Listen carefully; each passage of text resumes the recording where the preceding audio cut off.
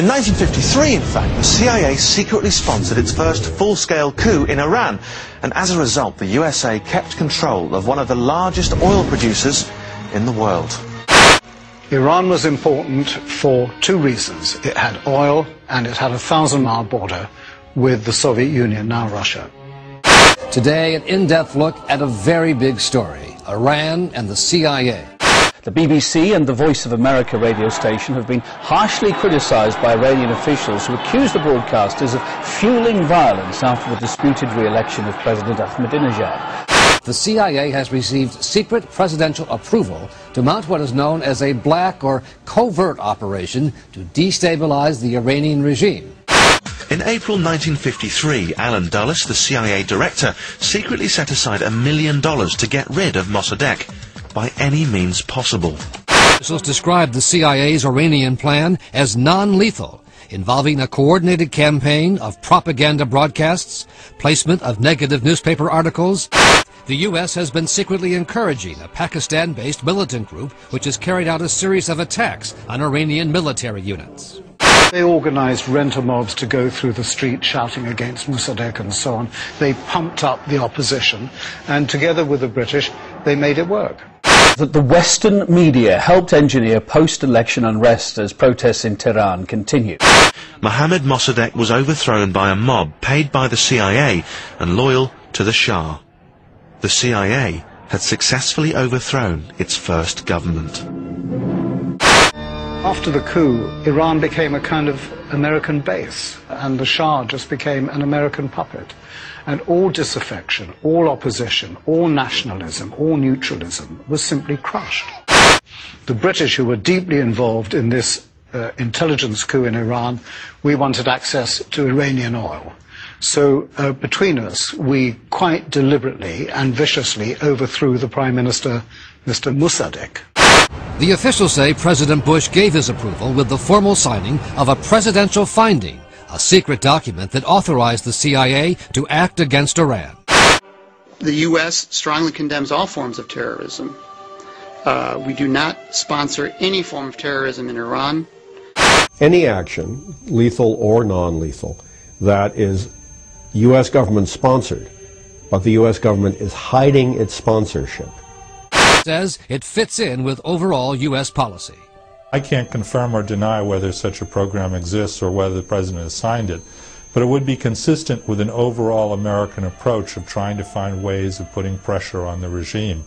A former Assistant Secretary to the U.S. Treasury in the Reagan administration, Craig Roberts, has put his bit in as well. He says it's all part of a major destabilization plan ordered by the U.S.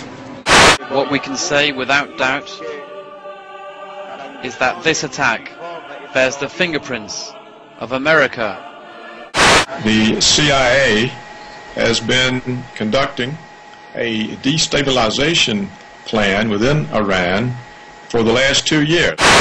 But it's a plan to destabilize. It's a plan that uses information, television, broadcasts, newspaper articles to pressure the regime.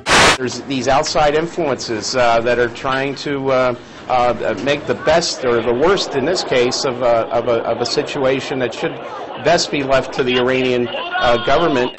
We are seeing the fruits of an orchestrated protest that takes advantage of the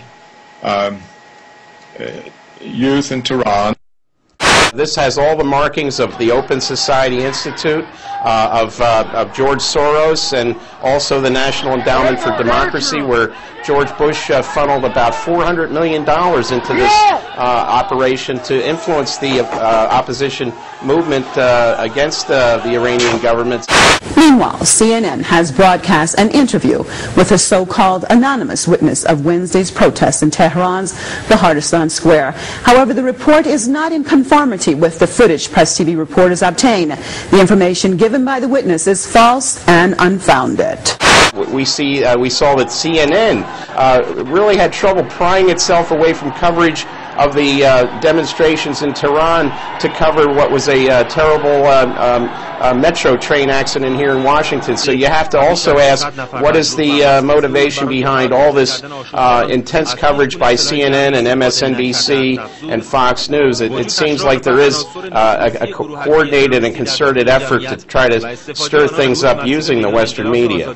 Compared the footage that our Press TV cameraman was on the scene today, compared to what is being reported in the media and CNN, and we challenge our, well, of course, their fellow media people to reconsider their sources.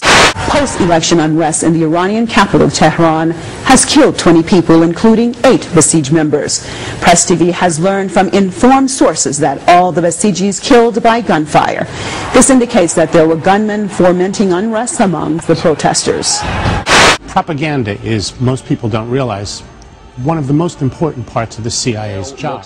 Iran's intelligence ministry says it has arrested several foreign nationals in connection with the recent post-election riots. The intelligence minister, Gholam Hosseini Mohseni Ajayi, says some detainees have British passports. Ajayi adds some people with links to Western countries and Israel had planned a series of bombings across Iran in the lead-up to the June 12th presidential election.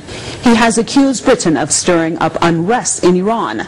The intelligence minister has also blamed riot-related deaths on agitators who encourage illegal rallies after the election. The CIA did what it's always done very well. It bought newspapers, it bought periodicals, it bought army officers, it bought intelligence. It just dished out a great deal of money. The CIA has never been short of money, and they spent millions of dollars in Iran to bring about a coup. That's what happens in elections. I've voted for the losing side many, many times, and it's always a disappointment. But you just have to dust yourself down and be ready to fight another day. I don't think it's accurate to say that the previous presidents folded their tents and bowed before the Western powers. I don't think that's fair. But it's certainly true that most Iranians, it seems, value the fact that Ahmadinejad is quite a defiant character so far as the big powers attempting to bully Iran is concerned. The truth of the matter is that Ahmadinejad looks like, talks like, and is like the people from the poor mass of the citizenry of Iran. And some of the rich people in Iran don't like that. They'd rather that the wealth was spent on them. It's very similar to Venezuela. The same kind of people who hate Ahmadinejad are the same kind of people who hate President Hugo Chavez, and the same people who love Chavez seem to love Ahmadinejad.